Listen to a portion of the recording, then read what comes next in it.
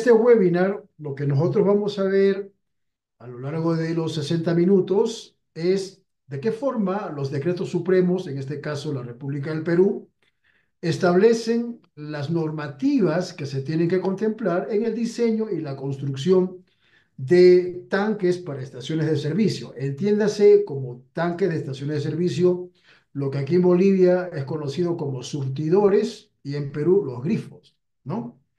En ese sentido, sí, hay varios decretos supremos que establecen seguridad, establecen las reglas de diseño, citan de forma clara y bastante objetiva cuáles son los códigos y normas o prácticas recomendadas que se tienen que cumplir dentro de lo que es la jurisprudencia, en este caso del Perú.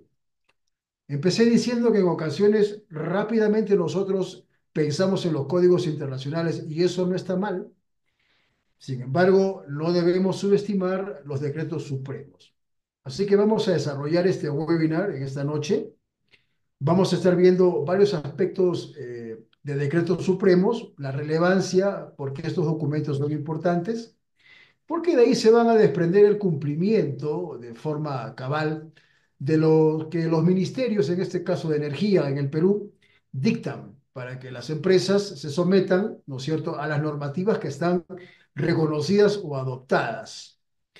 Uno de los paradigmas que muchas veces gobierna dentro del concepto de las normativas, digo paradigma porque es como algo así, como un misterio, es que rápidamente nosotros pensamos que todos los países han adoptado las normativas como por ejemplo americanas.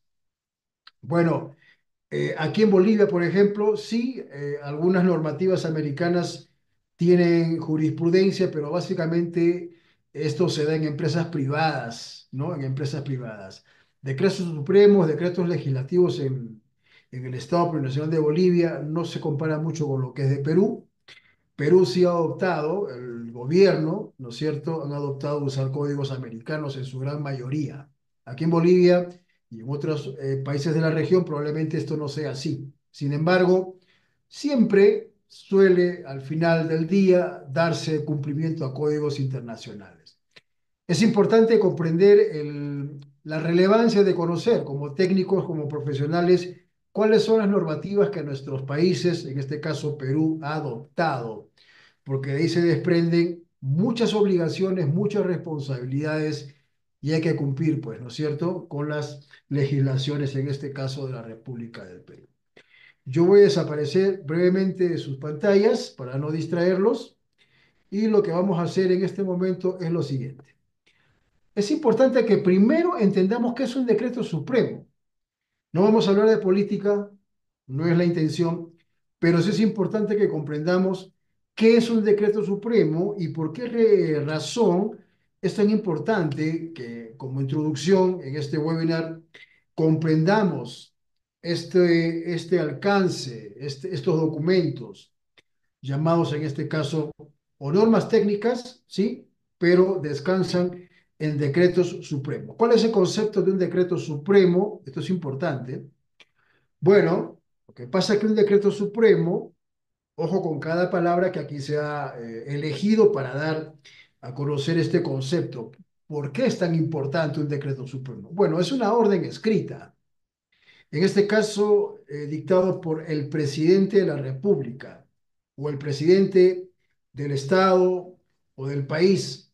O sea, esto de los códigos internacionales no son mandatorios. Algunos piensan que los códigos, por ejemplo, ASME, por citar algunos, tienen un peso legislativo de forma directa en los países. Hay muchos países que no reconocen estos códigos.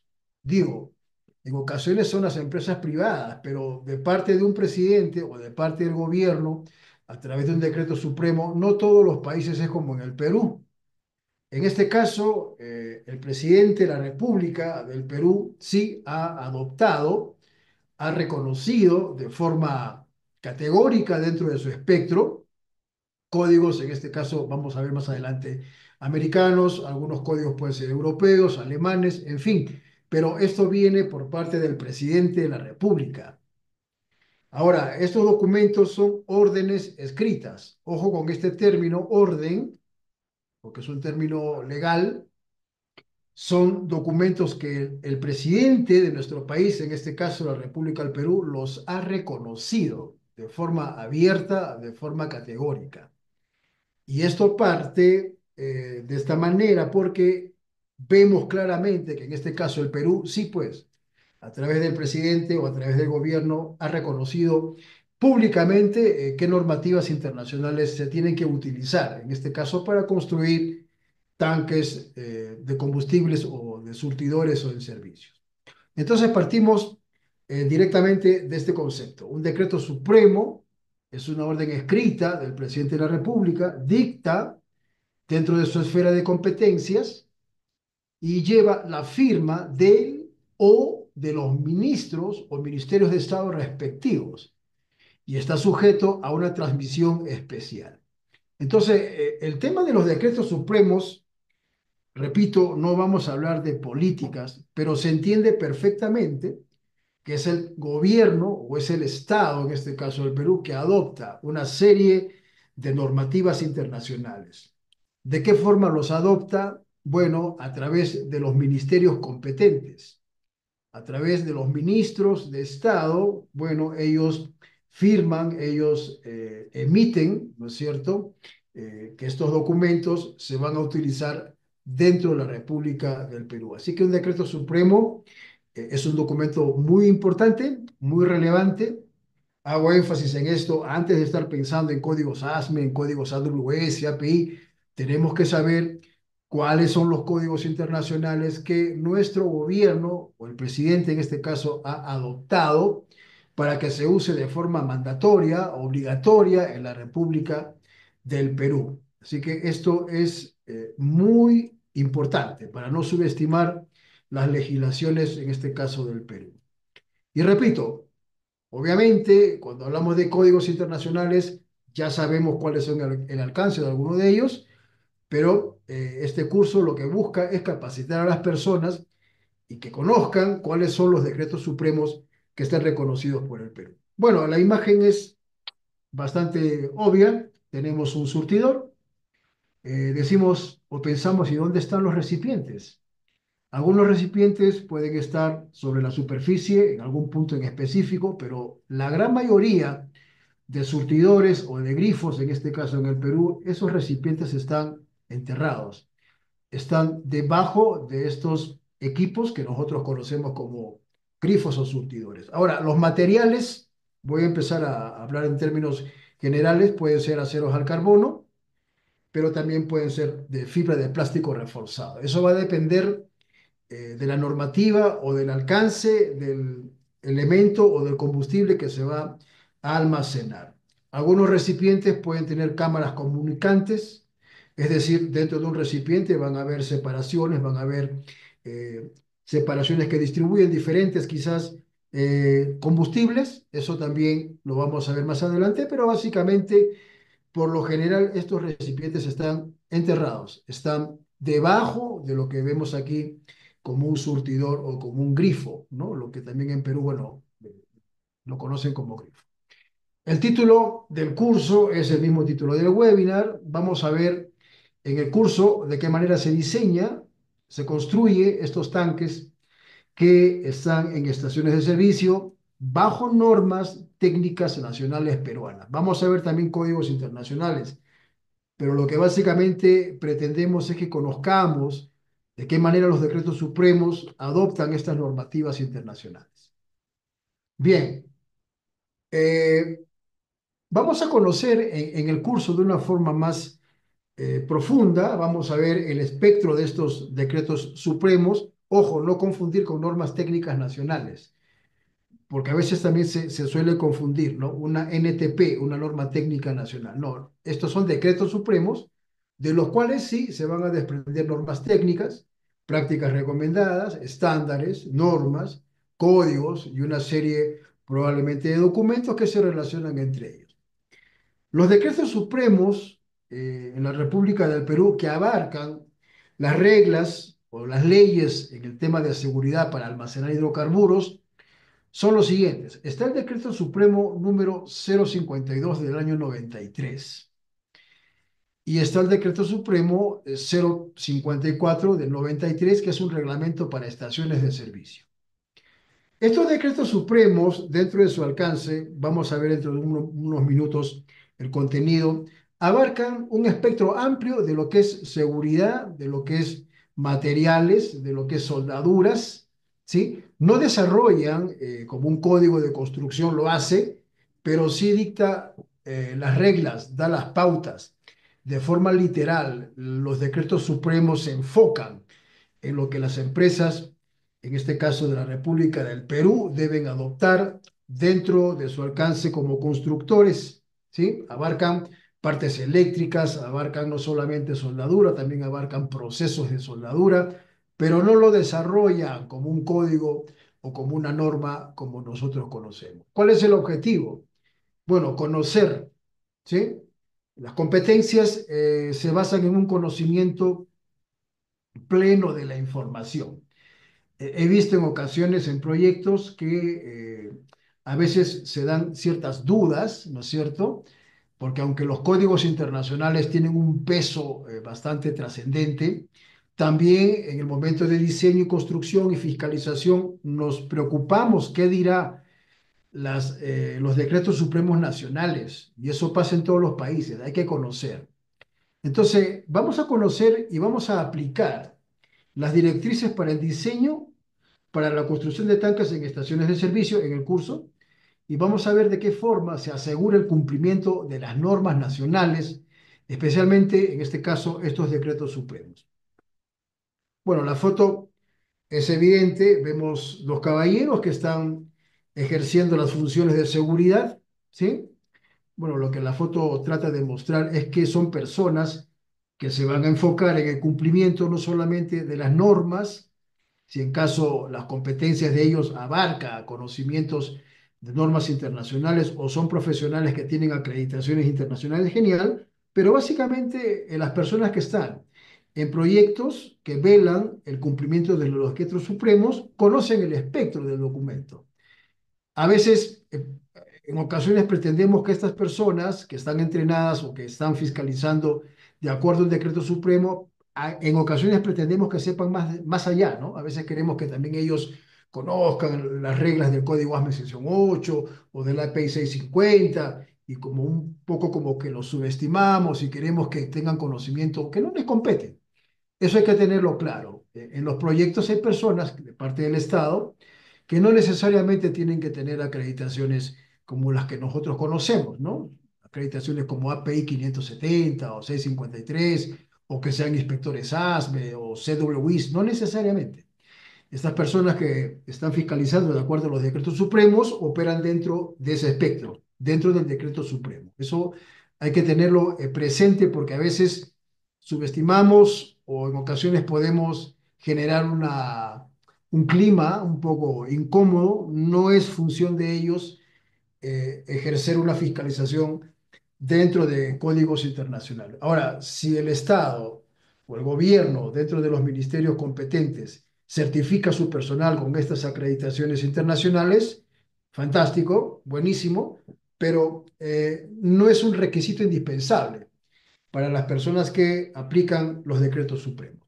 En segundo lugar, en el curso se va a proporcionar herramientas necesarias porque estos cursos que estamos dando con SGEP van a incluir en cada sesión ejercicios, se van a tener que hacer breves investigaciones, van a haber exámenes por cada sesión que se dicte, porque lo que buscamos es que conozcan las herramientas que se utilizan, ¿no es cierto?, para que estas normativas o decretos supremos se puedan aplicar de la mejor manera. Hay otros documentos, como por ejemplo, estamos viendo la norma técnica nacional, el 321.123/2012. Esta norma técnica habla de instalaciones de GLP. Hay otra norma técnica nacional, la 111.032/2020, estaciones de servicio para GNL. Abarcan también temas de diseño, operación y instalación de GLP. Estos son decretos supremos y son normas técnicas nacionales. Ojo, no estamos todavía viendo las normas de construcción o los códigos de construcción. Bueno, este es un código bastante utilizado Es el código ASME sección 8, es el libro número 8. En la actualidad, este código o este libro trae 13 secciones.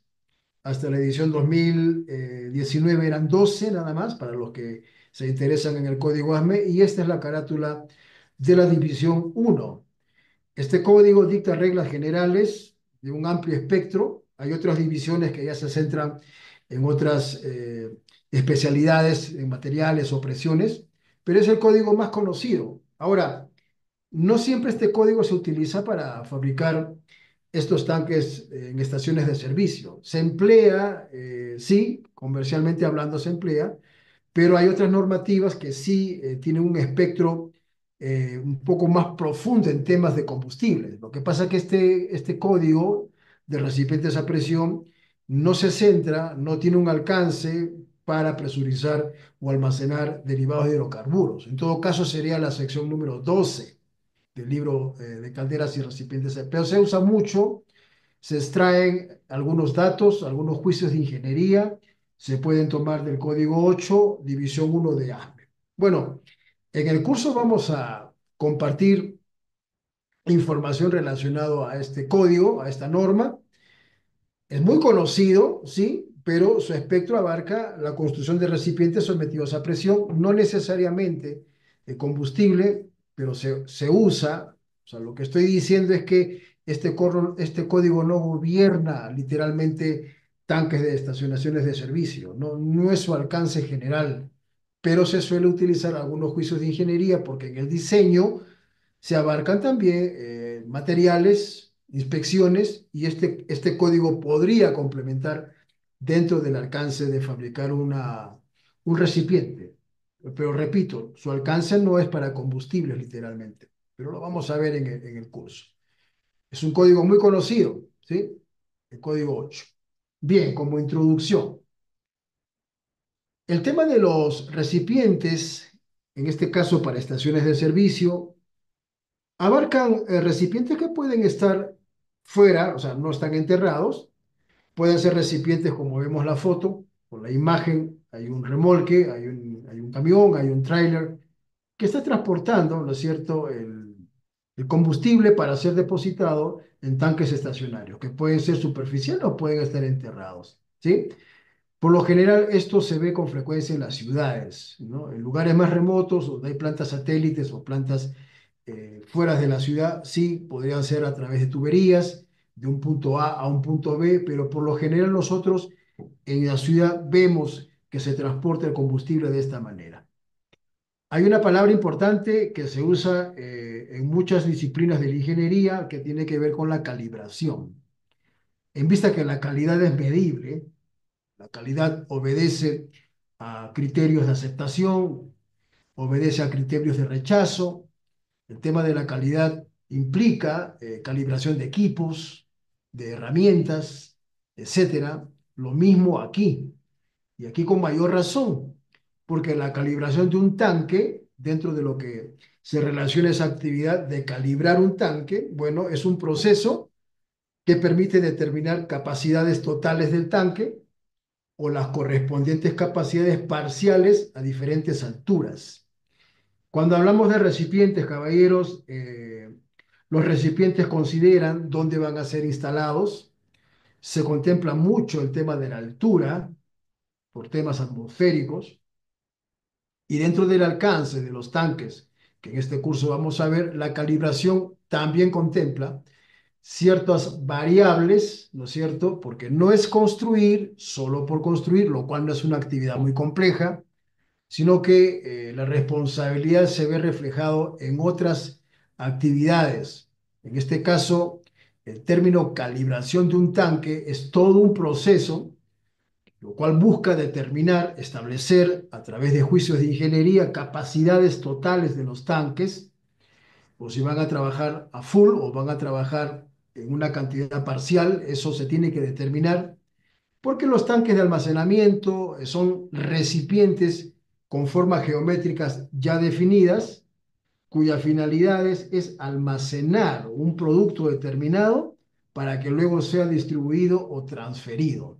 Entonces, el tema de la calibración, ya en el curso lo vamos a ver un poco más profundo, Es uno de los temas más delicados, más, diría yo, importantes, ¿sí? Porque no es poner un recipiente o enterrar un recipiente solo por hacerlo. Se tiene que cumplir una serie de protocolos, juicios de ingeniería, prácticas recomendadas, porque estos son equipos relativamente peligrosos, ¿sí? Seguimos avanzando con la diapositiva. Esto lo tiene la escuela, se lo van a proporcionar. Bueno, aquí tenemos una foto efectivamente de un tanque que va a ser depositado en el subsuelo, ¿sí? Es uno de los tantos sistemas, pueden ser enterrados o superficiales. Hace un momento dije que no todos los tanques son necesariamente de acero. Algunos tanques pueden ser de fibra de plástico reforzado. Eso va a depender de la necesidad o de la normativa, en este caso, que se tenga que aplicar. Pero en la foto vemos lo que es típico en los surtidores o en los grifos, ¿no? Tanques que están enterrados. Por lo general los materiales son aceros al carbono. Podrían haber algunos requerimientos especiales del cliente o que partan del diseño. Pueden elegir materiales con mejores propiedades a la corrosión, pueden elegir materiales con espesores más delgados, pero contemplando otras aleaciones adicionales al carbono. Eso va a caer dentro de un juicio de ingeniería o dentro de lo que establece el diseño, porque en la etapa del diseño se ven todas estas características. Pero no nos vamos a complicar, ahí tenemos el recipiente. Es un recipiente horizontal de tapas planas, lo que normalmente se estila instalar en los grifos o los surtidores. Bueno, en estaciones de servicio, los tanques subterráneos son depósitos enterrados que almacenan combustible. Asegura su seguridad y la de los usuarios. Además, maximiza el espacio disponible. Dentro de lo que es el diseño, vemos que aquí se desprenden varios criterios importantes. El más importante en este caso sería el espacio, ¿sí? Porque si estos recipientes estuviesen fuera, aparte que preocuparían un poco, porque siempre llama mucho la atención ver estos recipientes y verlo fuera o al alcance de las personas podría de alguna manera preocupar, incrementar el temor. Así que por lo general, para maximizar también el espacio disponible, van enterrados. Pero solamente eso, sino que dentro de lo que respecta a enterrar estos tanques, hay otros criterios que se tienen que contemplar, ¿no? Eso lo vamos a ver en el curso. Estos tanques enterrados pueden ser de pared simple o doble. Dije hace un momento, en su interior pueden tener cámaras comunicantes. Una cámara podría contemplar el almacenamiento de algún tipo de combustible, otra cámara otro tipo de combustible. Eso va a obedecer también a los requerimientos, en este caso de los usuarios, ¿no? ¿Qué tipo de combustible necesitan? Así que un solo tanque podría almacenar un solo tipo de combustible o varios, dos o tres. Eso va a depender de la necesidad que haya en ese sector. Estos tanques pueden ser simples, dobles y están diseñados, ojo, para proteger el combustible de daños y reducir el riesgo de incendios. La foto es típica, ¿no? Esto normalmente se ve con mucha frecuencia que así se construyen esos tanques. Vamos a ver brevemente, no vamos a profundizar demasiado en el Decreto Supremo 052 del año 93. Bueno, este Decreto Supremo, ya sabemos quién lo firma. Ya hemos visto, empezando nomás el webinar, quiénes participan. No participan políticos, no participan personas con competencias quizás de ingeniería o personas afines o con profesiones afines. Los que firman son los ministros, dependiendo del alcance de su jurisprudencia. O sea, los que reconocen esto prácticamente es el Estado. Partamos de ahí para no subestimar estos documentos. Bueno, este es un decreto supremo que aprueba el reglamento de seguridad para almacenamiento de hidrocarburos. Lo he resumido para que se pueda comprender el espectro. Seguridad. Bueno, el tema de la seguridad es vital. Dentro de lo que es seguridad, no nos limitemos a pensar solo en un aspecto de la seguridad, ¿no? Este decreto supremo abarca diferentes etapas de la construcción y del diseño. No solamente abarca temas contra incendio, si es que es lo primero que se nos viene a la mente, no, porque este decreto supremo va mucho más allá, ¿sí? Y establece diferentes lineamientos. Estoy aquí en el Decreto Supremo, el 052. Esto ya saben perfectamente, lo emite el gobierno, la presidencia de la República. Y vamos a ir un momento a la página 50 para ver de qué manera es que este documento, este Decreto Supremo, adopta no solamente información, sino que también la ordena. O sea, esto está ordenadamente y las empresas que están en este rubro deben conocer el alcance del Decreto Supremo.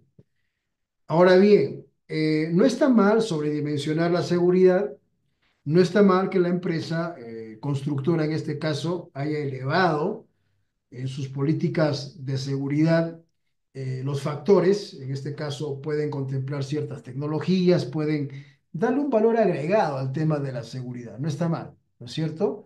Pueden ser requerimientos también directos, quizás de alguna entidad municipal, porque también los alcaldes participan en estos eh, cumplimientos de estos decretos supremos, pero aquí estaría establecido lo básico, lo principal, ¿no? Lo que el decreto supremo contempla como algo básico.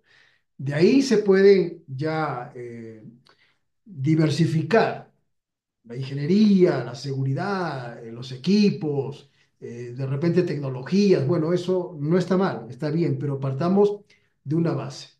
En la página 50, haciendo un resumen para que se comprenda esto, vamos a ver los aspectos generales que contempla este decreto supremo, el 052 del año 93. En aspectos generales, bueno, este decreto supremo cita a la ASME B313, ¿sí? La ASME B313. Este es un código de construcción para sistemas de proceso o tuberías de sistemas de procesos. Su alcance no necesariamente se limita a vapor o agua. Pueden haber algunas líneas de combustibles que puedan tener ese alcance. Está estipulado, está reconocido por el Decreto Supremo 052 de la República del Perú, el ASME B313. Este es un código de construcción, abarca diseño, abarca materiales, abarca soldaduras, abarca pruebas, ensayos, abarca soldaduras, inspección de soldaduras, instalaciones de tuberías, soportes, etcétera. Es un código constructivo, abarca todo eso. Y tiene que ver con tuberías para refinerías de petróleo y plantas químicas. ¿Qué quiere decir eso? Bueno, que dentro de este código de construcción encontramos también un alcance que se centra en el tema del petróleo o la refinación del petróleo y sus derivados, el B313. Luego está la normativa NFPA, la 1 es un código de prevención contra el fuego. Esto dentro de aspectos generales, ¿ok?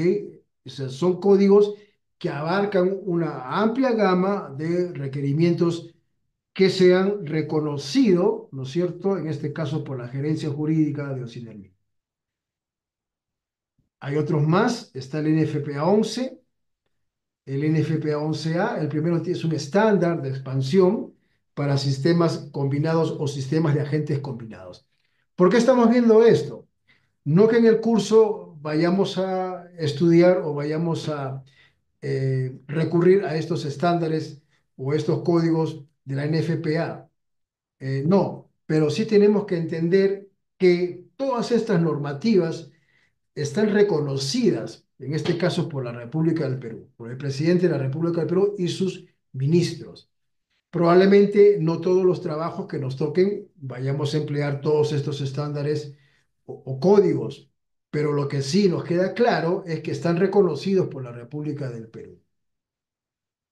Hay varios estándares de la NFPA y es obvio, porque esta entidad vela por la seguridad contra incendio, dicta una serie muy amplia de criterios, de estándares que se abarcan uniformes, pueden abarcar equipos, pueden abarcar prácticas recomendadas, abarcan temas eléctricos, en fin, la NFPA se cita y se ha reconocido ampliamente por la República del Perú. Otros países probablemente hayan adoptado otras normativas, pero estas son las normativas por excelencia dentro de nuestra jurisprudencia, ¿no? Sudamérica, casi todas las normativas que se usan son americanas, excepto algunos países, ya por temas políticos, socialistas, pueden haber empleado normas chinas, europeas o rusas, bueno, en fin. Pero en su gran mayoría, los países de Sudamérica o de América Latina, en este caso, usan códigos americanos. Está el API RP 500, esto RP es práctica recomendada, ¿sí? Esta organización dicta muchas prácticas recomendadas que se complementan con códigos de construcción. Están los API, está el API 651, que también es una práctica recomendada. Está el API, otra práctica recomendada, el 1632. Está el API del 2004, inspección y protección contra incendio. Y lo más importante, lo vamos a ver aquí.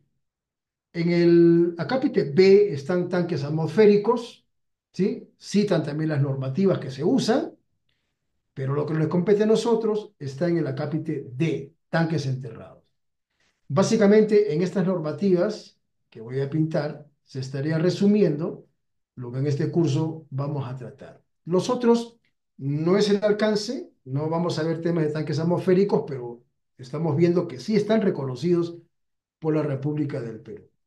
En el acápite D están los tanques enterrados y vamos a ver el API o la práctica recomendada del API 1615. Probablemente estos sean documentos poco conocidos, probablemente no. Quizás algunos de ustedes ya tienen referencias del alcance de estas prácticas, pero el API 1615 tiene que ver con la instalación bajo tierra, ¿no es cierto?, de tanques de almacenamiento o sistemas de tanques de almacenamiento del petróleo.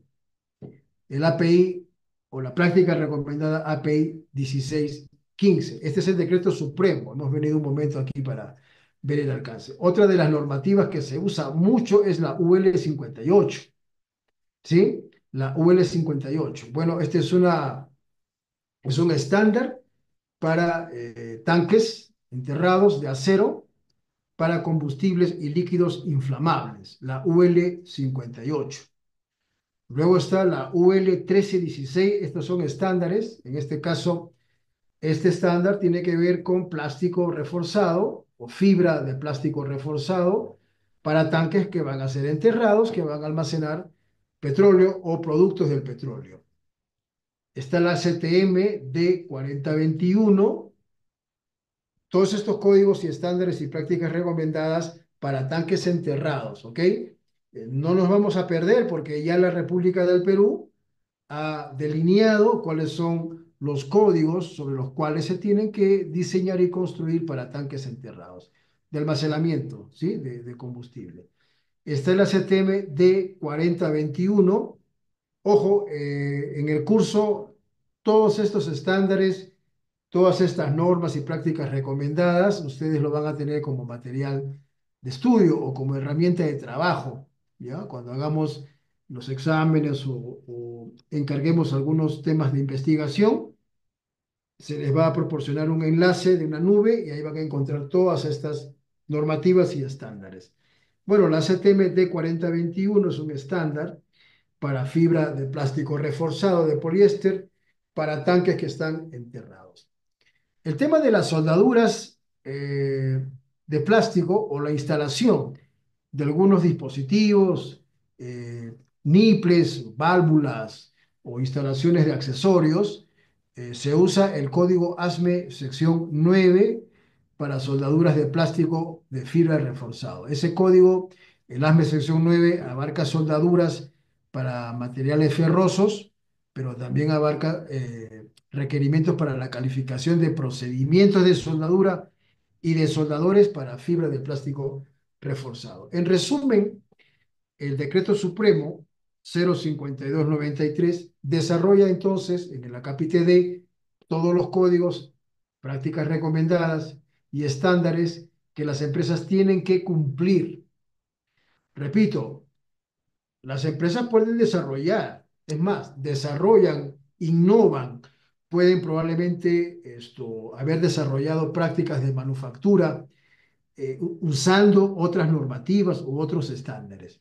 No está mal, eso es aceptable, Es más, es valorable, pero lo que el decreto supremo parte y establece, lo que se debe de cumplir como mínimo, está aquí, en la página 52 del decreto supremo 052 del año 93. Esto lo van a tener como material de, de estudio. Entonces, ese es el alcance del decreto supremo 052. Repito, estos decretos supremos no entran en materia, solamente dan las referencias y las pautas para que de ahí se desprendan los programas o sistemas de gestión de calidad.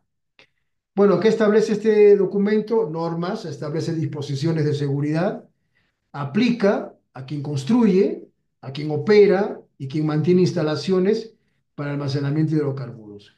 ¿Qué garantiza el decreto supremo? Bueno, garantiza un procedimiento correcto o adecuado dentro de las legislaciones, en este caso del Perú.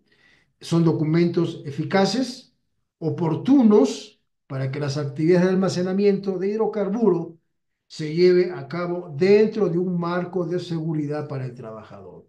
Esa es la razón principal. Por eso empecé diciendo, no hay que subestimar, no todos son códigos internacionales.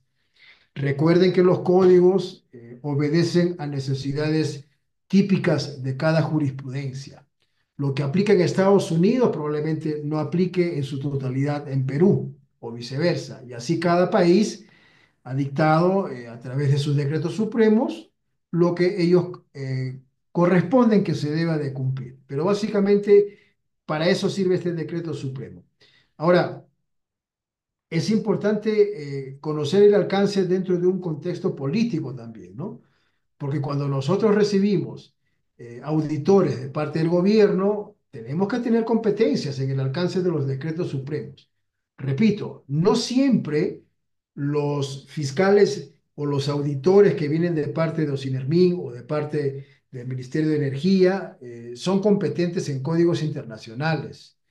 Algunos profesionales que son contratados por el Estado pueden tener, ¿no es cierto?, dentro de sus competencias, conocimiento, entrenamiento, pueden haber llevado cursos, incluso hasta algunos pueden haber invertido en su profesión y pueden tener acreditaciones internacionales, como las que conocemos. Pero no necesariamente, repito, ellos tienen que hacer alarde del conocimiento del B3112, de hidrógeno, B31.1, 3. Yo les aconsejo que eso lo tengan muy presente porque en muchas ocasiones, por experiencia, he visto ambientes de trabajo un poco cargados, ¿no? Cuando vienen los auditores del Estado, porque algunos ingenieros o profesionales que son de la empresa privada eh, se exceden a veces en su trato pretendiendo de que ellos conozcan. No, ellos vienen a hacer cumplimiento de los decretos supremos, ¿sí? Así que tiene que haber siempre una buena comunicación y no debe haber, porque lo he visto con mucha frecuencia, roces, malentendidos o críticas, ¿no? Inapropiadas. Bueno, ¿quién lo emite? Otra vez, ya sabemos, todos los decretos supremos los emite el presidente de la República y están en conformidad con otros incisos del decreto supremo, que bueno, en este momento no lo vamos a ver. ¿Qué rescatamos? Que los decretos supremos los emite el presidente de la República. Y eso es muy importante reconocer. ¿Dónde se puede encontrar? Bueno, el decreto supremo 052.93 se puede encontrar en la plataforma del peruano. Ahí podemos nosotros encontrar completamente las actualizaciones, adendas, fe de ratas, lo que fuere. De esa forma podemos encontrar este documento. El otro decreto supremo que vamos a ver también en curso, el 054, es un decreto supremo que se dio en el año 93. El gobierno lo promulgó y es un decreto supremo que tiene que ver con la protección ambiental en actividades de hidrocarburos. Uno dirá, pero ¿qué tiene que ver esto con nosotros, no? El tema ambiental tiene mucho que ver. Tiene mucho que ver porque las empresas que construyen estos recipientes tienen que cumplir todas las legislaciones o todos los requerimientos que el decreto supremo abarca. Es un trabajo de seguridad. Como dije hace un momento, el propio hecho de diseñar un recipiente quizás no sea muy complicado. Es más, son actividades sencillas dentro de lo que ya nosotros conocemos, ¿no? El cilindrado, escoger un espesor, un material con buenas propiedades a la corrosión, con buena calidad soldable. En materia no es muy complejo diseñar un recipiente. El tema está en el conocimiento de los decretos supremos y el alcance de estos documentos para con el cumplimiento de los códigos. No todo es soldar, no todo es diseñar, no todo es instalar. Hay muchas otras actividades de mucha responsabilidad que tenemos que nosotros considerar, ¿no? Bueno, vamos a avanzar. Hay otro decreto supremo, todos estos se conjugan, ojo, esto es algo tal cual como el código ASME, por ejemplo, ¿no? En este caso son decretos supremos. Código ASME, soldadura, sección 9, ensayo no destructivo, sección 5, reglas de construcción, un recipiente, pues ASME, sección 8, materiales, ASME, sección 2, parte C. Uso como ejemplo ese código, esa organización, porque así está comprendido. Lo mismo con los decretos supremos. En este caso, el decreto supremo 046 del 93 tiene que ver con lo siguiente. Este decreto vela por la protección ambiental en las actividades de hidrocarburos. Ojo con esto. Probablemente aquí no encontremos mucha información constructiva, pero sí va a ser referencias a leyes o reglas de códigos internacionales que tenemos que conocer e implementar, ya sea en el diseño, en la construcción o en la instalación del recipiente. Hay otro decreto supremo, el 111.011 del 2014. Esto es para gas natural seco, sistema de tuberías para instalaciones internas en residencias o centros comerciales. Y luego sale a relucir una organización en el Perú que en ocasiones, cuando me ha correspondido asesorar a algunas empresas, en donde los TDRs de la empresa cliente final cita la INACAL, hay una disputa. No sé si las personas que están en el webinar han tenido una experiencia de esta naturaleza. La INACAL es una organización que vela por el cumplimiento de las normativas de calidad, básicamente las ISO. En muchos TDRs, ya hace poco hemos recibido un, un servicio en Lima, en la UNI, los documentos, los TDR citan la INACAL, ¿no? Pero los profesionales que conocemos el alcance de estos documentos, en ocasiones tenemos expresiones un poco inapropiadas porque decimos, estoy hablando en términos de personas que conocen, ¿no? No, pero INACAL, ¿qué vela pues la INACAL? ¿Qué normas tiene la INACAL? Si solamente son un copia y pega de lo que son los códigos internacionales. No hay que subestimar las instancias que el gobierno del Perú o la República del Perú ha establecido, ¿sí? En algunos proyectos, sí, se cita la INACAL, se tienen que cumplir, ¿no es cierto?, las disposiciones de esta organización, y en otras ocasiones no, pues, ¿no? En otras ocasiones, ya por la relevancia del proyecto y por el alcance de los juicios de ingeniería, podría desplazarse la INACAL.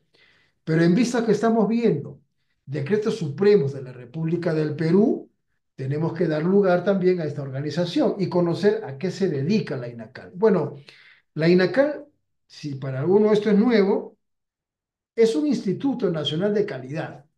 ¿Ya? Aquí en Bolivia igual, y en cada país hay una organización que el gobierno o el presidente o algún ministerio han dado autoridad para que esto, apliquen también auditorías, apliquen cumplimiento de decretos supremos. Eso es la INACAL en el Perú, ¿no? Es una institución nacional de calidad, a través de la cual la Dirección de Normalización de la República del Perú autoriza competencias y aprueba las normas técnicas peruanas a nivel nacional. Esto sería algo así como en Estados Unidos la ANSI, ¿no? Que es una organización que vela también el cumplimiento de las normativas, en este caso los Estados Unidos. Eso es la INACAL. Ahora, ¿por qué es importante la INACAL en Perú? Bueno, es que ellos son miembros de la Organización Internacional de Normalización de la ISO, ¿ya? Son miembros y representan a la ISO en el Perú. Esa es la importancia de la INACAL. Repito, en algunos proyectos el TDR cita a esta organización, en otros no. Y en muchos otros casos, lo digo con respeto, los que conocen lo van a poder entender, se subestima o en otros casos no se usa, ¿ya? Pero estamos partiendo por conducto regular. Repito, en algunos proyectos la INACAL es desplazado, porque se entiende que lo que la INACAL ha adoptado dentro de su alcance son normativas ampliamente reconocidas, ¿no? Pero una vez más, esto es por conducto regular. Si algún TDR pone como una acción no negociable y tienes o tenemos que someterlos a la INACAL, así será. Pero en la mayoría de las veces este es un tema que se trata, es un tema de formas. En algunos casos se puede cumplir, en otros no, pero repito, en vista que estamos partiendo por decretos supremos, tienen que saber cuál es el alcance de la INACAL. Sea que al final del día se sometan a la INACAL o no, esto tienen que saber. Bien, el diseño. Bueno, en el tema de diseño, cada código de construcción ha desarrollado lo que nosotros conocemos como juicios de ingeniería. ¿Qué es un juicio de ingeniería? Bueno, son leyes, son reglas, y de ahí viene el término mandatorio, o sea, es obligatorio, más aún cuando en este caso la República del Perú, que es el curso que vamos a tomar, ha adoptado. Entonces, en el tema de diseño, no todos los códigos han desarrollado un conocimiento amplio, porque a unos códigos mismos, ya sean ASME o otros códigos reconocidos, en sus primeras páginas reconocen que no todo el código lo contempla o lo abarca. En el tema de diseño, cuando se diseña un recipiente, se pueden utilizar hasta más de 4 o 5 códigos. Eso puede obedecer a juicios de ingeniería valorables en otras normativas, pero si el proyecto ha sido diseñado contractualmente con un código en específico, bueno, un código será más que suficiente. Lo que digo es que en el tema de diseño, un código en ocasiones no es absoluto, porque recuerden que es una serie de equipos, instalaciones, una serie de materiales, y el diseño puede verse de alguna manera, eh, se puede tornar complejo. Así que en el diseño no hay tal cosa como la última palabra. Eso se tiene que someter a las normativas, como en este caso el Decreto Supremo de la República del Perú establece. Pero el diseño es muy amplio. Bueno, la imagen es bastante obvia, ¿no? Se están realizando diseños. Esto probablemente tenga que ver con una planta. Bueno, aquí yo interpretando esto veo unas estructuras, pero es una foto referencial en relación al diseño. ¿Cuál es el concepto de diseñar algo? ¿En qué nos basamos para diseñar algo? ¿Cuál es la razón para que algún recipiente tenga una forma característica o diferente a otros tipos de recipientes, aún dentro del alcance de tanques de estaciones de servicio? ¿Qué es lo que abarca el diseño? Bueno, es un proceso. Por lo general es un proceso creativo. He hecho un resumen para que se pueda visualizar, todavía no de forma técnica, diseñar algo. La idea aquí es poder comprender qué es un diseño en realidad. Bueno, es un proceso creativo. En la etapa de diseño, cuando hablamos de ingeniería, están 3 aspectos: el básico o el conceptual, perdón, el básico y a detalle. En ese proceso, bueno, se tiene que utilizar una serie de herramientas, y la palabra creativa no es que se vaya a descubrir la pólvora a estas alturas. Bueno, ya eso es bastante obvio. Hemos avanzado mucho en la ingeniería, pero en la etapa de diseño se tiene que planificar, se tiene que, de alguna forma, crear, ¿no es cierto?, un diseño que satisfaga una serie de necesidades. Pueden ser diseños que ahorren espacio, el diseño puede estar probablemente enfocado a algo estético. En fin, en el tema del diseño hay una serie de actividades. No voy a decir que se diseña bajo un solo patrón todos los recipientes. Eso tiene diferentes espectros y alcances. Entonces el diseño es un proceso creativo de planificación que busca crear objetos, sistemas o procedimientos que satisfagan necesidades estéticas y funcionales. Ojo con eso. Y se aplica a diversas disciplinas, como el arte, en fin, la ingeniería, que es lo que nos compete, la industria, la arquitectura y la comunicación. Rescatamos aquí algunas palabras claves, ¿no? El diseño debe satisfacer necesidades, en algunos casos estético, pero en la mayoría de veces debe ser un diseño funcional. Algunos recipientes pueden tener partes no soldadas, pueden tener uniones mecánicas, pensando en el mantenimiento, pensando en desinstalar parte del recipiente para hacer inspecciones, en fin. El diseño debe ser, aparte de estético, debe ser funcional, ¿no? O sea, debe funcionar el diseño que nosotros estemos de alguna manera eh, contemplando o sugiriendo, ¿ok? Y de ahí se desprenden tres etapas del diseño. La ideación, o sea, la idea, ¿no? Se reúnen profesionales, se reúnen ingenieros, se reúnen inspectores de soldadura, qué sé yo, como esté conformado el staff, y empiezan a tener ideas. En esa etapa, bueno, hay una serie de opiniones, criterios, alguno puede llevar un boceto, un dibujo, un isométrico, en fin, en la etapa de diseño inicial se va a tener que conjugar experiencias, criterios, eh, probablemente alguno más experto que otro, echará mano a experiencias, en fin. En esa etapa se colabora mucho hasta que se vaya plasmando correctamente la idea. Luego viene la verificación de todo lo que se ha contemplado en esa etapa de la idea o de plasmar lo que se necesita, viene la verificación, lo cual se entiende que es una etapa en la que se contrasta ideas, criterios, se va a contrastar una serie de conceptos, juicios de ingeniería, en fin, todo lo que se ha tenido que, de alguna forma, asumir los diferentes profesionales, se tiene ahora que filtrar, ¿no es cierto? Ya, probablemente a través de un código, una práctica recomendada, en fin. Y la parte final es la ejecución. Eh, no en tanques de almacenamiento, no se ve con mucha frecuencia ciertas complejidades.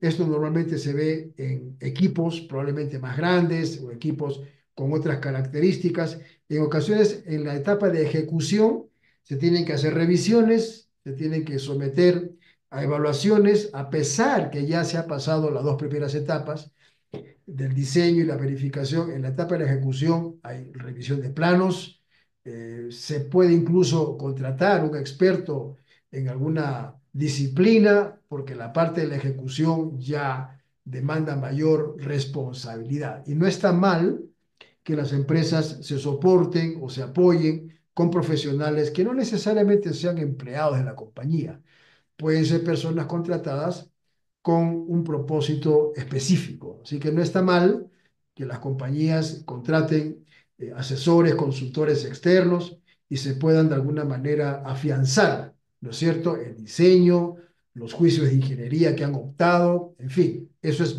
es ampliamente válido, no está mal. Y luego tenemos la ingeniería conceptual. ¿Cuál es el propósito o el concepto básico? Bueno, en la etapa conceptual, el propio término lo establece, es una etapa donde se proporcionan elementos de juicio técnico, se ve también aspectos económicos, las cotizaciones, el costo-beneficio, para tomar decisiones que permitan concretar la generación o no de un producto. En la etapa conceptual pueden haber muchas ideas, pueden haber mucha participación de profesionales, pero están en la etapa del concepto. Algunas recomendaciones serán válidas, otras serán desestimadas.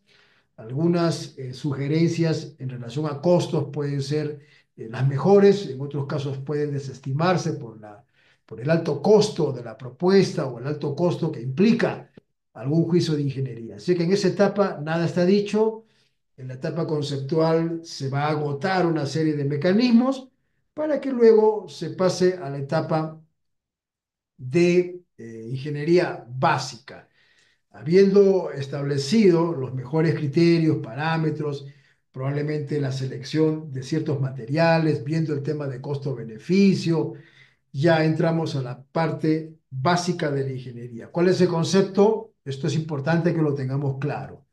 En ocasiones, en algunos proyectos, se subcontratan estas actividades, ¿no es cierto? Algunas empresas solo construyen, subcontratan compañías que hagan la procura de ingenierías, pero en otras ocasiones hay empresas que asumen todo. Entonces, sea de una u otra manera, estos son los pasos fundamentales para establecer el cumplimiento de decretos supremos como los que estamos viendo, ¿no? En la parte básica, bueno, la ingeniería básica es la fase inicial, en este caso ya de un proyecto, que se definen, bueno, lineamientos, se definen criterios generales, se definen ciertas tecnologías, equipos, disposiciones, procura de materiales, tecnologías, software, en fin, en la etapa básica ya se va aterrizando de una forma más concreta lo que los decretos supremos, para no salirnos de foco, establecen y piden que cumpla, en este caso, en las empresas en el Perú, que van a dar servicios de construcción y diseño de tanques de servicio. Bueno, aquí tenemos un diagrama que nos puede mostrar un poco más allá de lo que sería aquí, ¿no? Una ingeniería conceptual, ¿no? Vemos un dibujo y luego que se está plasmando. Son referencias y aquí tenemos ya una ingeniería básica. Y luego finalmente está la ingeniería de detalle.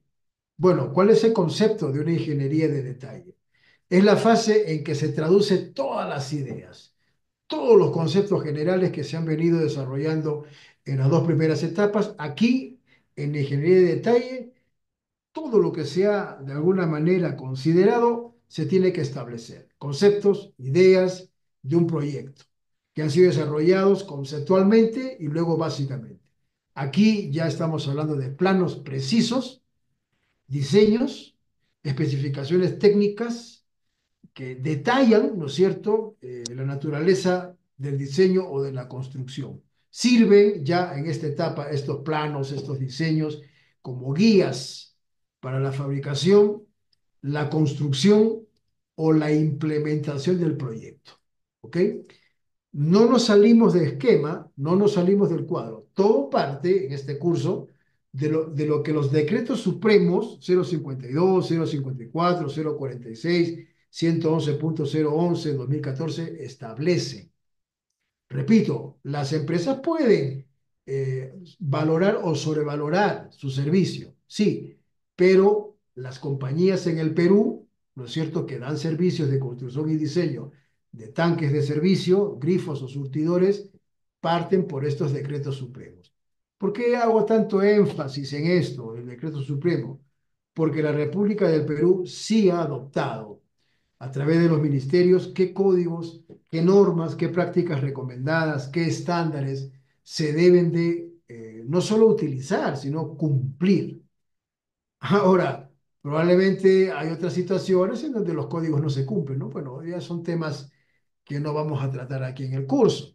Algunas empresas cumplen a cabalidad, otras no. Aquí tenemos ya un dibujo a detalle, ya los colores inclusive establecen que se transporta, los colores como verde, por ejemplo, pueden ser de agua, las líneas de celeste, aire comprimido, etcétera, etcétera. Ya esto es una ingeniería de detalle. No tiene nada que ver con los surtidores o grifos, pero hemos elegido esta imagen. Y por último, ya finalizando el webinar, esta palabra dentro de los códigos y normas, construcción, no solamente implica la actividad de construir algo.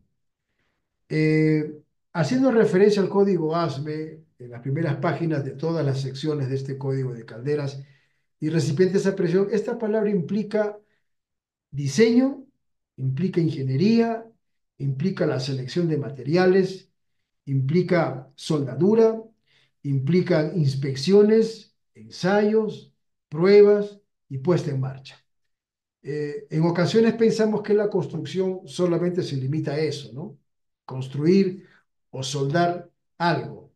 Pero ya que estamos viendo en este curso el cumplimiento de decretos supremos, tenemos que entender que esta palabra encierra muchas actividades. Prácticamente todas las actividades se resumen en esta palabra, construcción. Calificación de soldadores, de personal, calificación de procedimientos. ¿Qué es lo que los estándares como la ACTM para la compra de materiales demandan? ¿Cómo se embalan? ¿Qué tipo de certificados se deben pedir al fabricante del material? En algunas sesiones vamos a hacer ejercicios de cómo se compra un material, por ejemplo, que es una actividad muy importante, ¿cierto? La selección, la compra de materiales es una actividad de mucha responsabilidad. Vamos a ver en algunos ejercicios del curso temas relacionados con examinaciones no destructivas. Pero rescatamos que el término construcción es todo eso, ¿no? La parte constructiva abarca todo.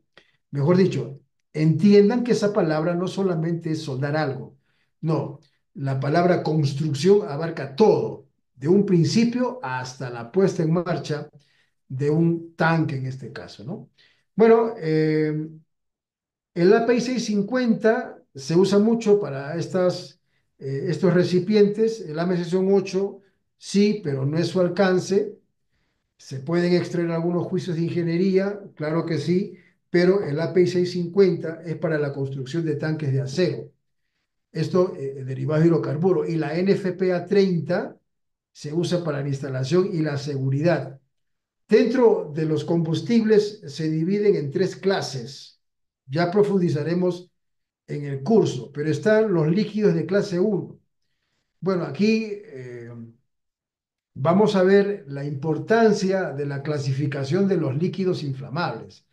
Casi todos ellos obedecen a temperaturas mínimas o máximas en las cuales se puede suscitar un incendio o se puede suscitar una inflamación, ¿ya? Entonces están los de clase 1A, los de clase 1B, esto lo dicta la NFPA 30, ¿sí? Aunque quizás en la etapa constructiva no nos metamos mucho en el tema del conocimiento de los combustibles y su punto de inflamación y todo eso, es bueno comprender el espectro de este estándar de la NFPA, ¿sí? El AP650, sabemos perfectamente, es el Instituto Americano de Petróleo, establece requisitos para diseñar, para construir y para probar tanques de acero para almacenamiento de hidrocarburos. Esta palabra, pruebas, no estamos hablando básicamente de pruebas puestas en servicio. No, esta palabra implica test, pruebas, ensayos. Pueden ser de estanqueidad, pueden ser pruebas de fuga, pueden ser pruebas ultrasónicas o radiográficas. No está hablando literalmente de pruebas como puestas en marcha. No, son ensayos que se hacen en las diferentes etapas constructivas. El API 650, ¿ok? Luego el NFP 30, ya hemos hecho un breve alcance, pero ¿qué abarca? Bueno, aquí proporciona directrices para la instalación y la seguridad de tanques de almacenamiento de líquidos inflamables. Es decir, la empresa que construye dentro de su sistema de gestión de calidad debe contemplar las normativas NFPA. Por lo general, no se ven muchos profesionales acreditados por la NFPA participando en proyectos. Casi la mayor parte de las veces son actividades que se hacen post construcción.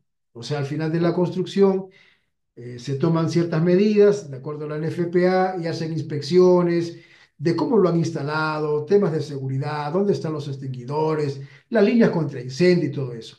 Pero es poco común ver que profesionales acreditados por la NFPA estén en las etapas constructivas. Quizás no en la etapa de ingeniería conceptual básica o detalle, pero sí deben estar presentes en la etapa de la instalación, por ejemplo, no solamente del tanque, sino en la etapa de la construcción del tanque. Eso ya recaerá en las políticas de la empresa o del cliente final, ¿no? Pero la NFPA 30 se usa para el tema de seguridad.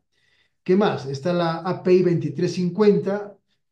Estos códigos, en este caso de la API, ¿en qué se enfoca? Bueno, gestión de riesgos, seguridad en instalaciones de almacenamiento y manipulación del petróleo. Esta norma incluye estaciones de servicio y básicamente da recomendaciones para líquidos inflamables de clase 3. ¿Por qué estamos viendo todas estas normativas? Porque todas ellas al final, dependiendo el tipo o la categoría o la clase de combustible, son códigos que se van a tener que utilizar. En algunos casos, si la clase de líquido es clase 1, bueno, se limitarán a ciertas normativas, ciertas prácticas recomendadas. Pero si estamos hablando de líquidos de clase 3, como por ejemplo, se tendrá que utilizar o ampliar el espectro de los códigos. Bueno, clase 3, mercancías peligrosas, son líquidos inflamables. Son líquidos que tienen un punto de inflamación de no más de 60 grados Celsius. Es decir, a este punto, estos líquidos ya se incendian, se hacen inflamables. Esto como referencia. El API 540 también se usa porque esta práctica recomendada, ojo, la RP es práctica recomendada, proporciona recomendaciones prácticas para la protección contra incendio en instalaciones de almacenamiento de petróleo. Alguien dirá, pero eso ya no es alcance de la empresa que construye. No, por lo general el servicio es completo, ¿no? Ahora, que se subcontrate, ¿sí? Que alguna responsabilidad de la empresa que ganó la licitación pase en términos de subcontratación, sí, pero la empresa que ganó la licitación es el único responsable. Ojo también con eso, es el único responsable. Está el API y la norma del Instituto de Energía, el 1529, quizás sean normas o estándares poco comerciales o conocidos. Por algo vamos a llevar este curso porque vamos a conocer estas normas que se usan. Bueno, aquí se conjuga el API, el Instituto Americano de Petróleo, con el Instituto de Energía americano, ¿eh? Establece requisitos para las mangueras de descarga de cisternas y sus accesorios de interconexión. Esto es importante. ¿Cuántos videos hemos visto que en la etapa de hacer transbordos o hacer descargas de cisternas a surtidores o grifos se han visto accidentes muy peligrosos, ¿no? Entonces, esta normativa entre la API y el Instituto de Energía establece requisitos para mangueras de descarga. Otras consideraciones de estas normativas de la API y Instituto de Energía, sí, ubicación, dónde deben ubicarse los tanques, qué distancia deben tener entre cada uno de ellos en caso sean diferentes tanques que están dentro de un solo surtidor o grifo. El tema de ventilaciones abarca también estas normativas de la API y del Instituto de Energía. Las puestas a tierra, las conexiones punto tierra también son importantes y cita el NFPA 70 y 77. En el curso vamos a ver todo esto porque el pensum o el temario ha contemplado todas estas actividades. Y luego un poco de información de lo que es un punto de inflamación, ¿no? ¿Cuál es el concepto o cómo define la NFPA el punto de inflamación? Bueno, resumiéndolo, solo lo que está en negrito, lo voy a pintar, podemos rescatar este concepto de inflamación. Bueno, la inflamación, caballeros, es la temperatura mínima de un líquido a la que se desprende suficiente vapor, en este caso un vapor de combustible, para formar una mezcla incendiable con el aire cerca de la superficie del líquido o dentro del contenedor utilizado. Ese es el concepto de punto de inflamación, una combinación entre el vapor que se desprende de un líquido inflamable con el aire. Entonces, bueno, hay diferentes puntos de inflamación. Esta normativa se dedica, la NFPA, a establecer estos parámetros o estos requerimientos para determinar cuál es el nivel o el grado de inflamación de un líquido, en este caso, en un surtidor o un grifo. Esto como un concepto general. Así que el punto de inflamación se puede considerar como una medida del potencial de ignición. En términos generales, el potencial de ignición de un líquido es inversamente proporcional a su punto de inflamación. ¿Qué quiere decir? Muchas veces subestimamos los combustibles, ¿no? Consideramos que es necesario todavía fuego como para que se propague un incendio. Pero el concepto de la NFPA es que la combinación entre vapores de un líquido inflamable y el contacto con el aire ya puede ocasionar un incendio. Entonces, es importante conocer este estándar. Y terminando, porque esto es lo que nos compete, ¿qué es lo que almacenan los grifos o surtidores? Bueno, gasolina, ¿no? Ese es el elemento derivado de hidrocarburo por excelencia que suministran las estaciones de servicio. Gasolina, ya en diferentes calidades, pero es básicamente gasolina. ¿Y qué es la gasolina? Bueno, es una mezcla de hidrocarburos que se derivan del petróleo. Se utiliza ampliamente como combustible para motores, en este caso especialmente de automóviles, pero también en otros motores y dispositivos. O sea, no vamos a estudiar la gasolina en sí, pero sí vamos a comprender cuáles son los códigos y normas y prácticas recomendadas que la República del Perú ha reconocido, ha adoptado para que las empresas que construyen o diseñan estos recipientes a presión lo hagan cumpliendo diferentes decretos supremos. Bueno, la gasolina, origen. La gasolina se obtiene del petróleo a través de un proceso de refinación que se llama destilación. Eso es la gasolina. ¿De qué está compuesto? Es una mezcla con cierta complejidad, una mezcla de hidrocarburos, principalmente parafinas, en un rango de ebullición de 50 a 200 grados Celsius. Esto como un concepto general de lo que es la gasolina. ¿Qué es la gasolina? Bueno, tiene propiedades que se han obtenido a través de mezclas complejas de hidrocarburos. ¿Qué es lo que distribuyen los surtidores? Gasolina, básicamente. Bueno, la parafina es un proceso, ¿no? Se considera un tipo de aceite en múltiples sectores, en fin. El principio activo, en todo caso, de la gasolina, que es destilado del petróleo, se complementa con parafinas, que es un tipo de cera o tipo de aceite, que son aditivos para este combustible. Bueno, parafina, algo referencial nada. Y por último, la gasolina donde se usa, bueno, es un combustible, pues, ¿no? Ampliamente utilizado. Y ese combustible por excelencia en las ciudades. Es un combustible común para la mayoría de motores de combustión interna y tienen también otros usos, ¿no? Se usan también para estufas, lámparas, etcétera, etcétera. La gasolina es el elemento por excelencia. Y terminamos haciendo otra vez referencia al decreto supremo. No se olviden, los decretos supremos no deben ser subestimados, caballeros, porque en este caso la República del Perú, ya lo han visto ampliamente, ha adoptado normas americanas. En su gran mayoría, la República del Perú, dentro del espectro de lo que son recipientes para estaciones de servicio o grifos o surtidores, sí, públicamente la República del Perú ha reconocido una serie de códigos americanos. A través de INACAL, en ocasiones sí, puede ejercer presión, en otras ocasiones no necesariamente. Así que un decreto supremo es un documento importante, no hay que subestimarlo, ¿ok? Porque al final, la República del Perú, dentro de su jurisprudencia, realiza auditorías, realiza supervisiones, realiza intervenciones, ¿no es cierto?, a través de fiscales de calidad. Y repito, ellos van a hacer que se cumplan los decretos supremos. No subestimen a estos profesionales, no necesariamente tienen que saber lo que nosotros sabemos, y si lo saben o tienen acreditaciones, mayor respeto.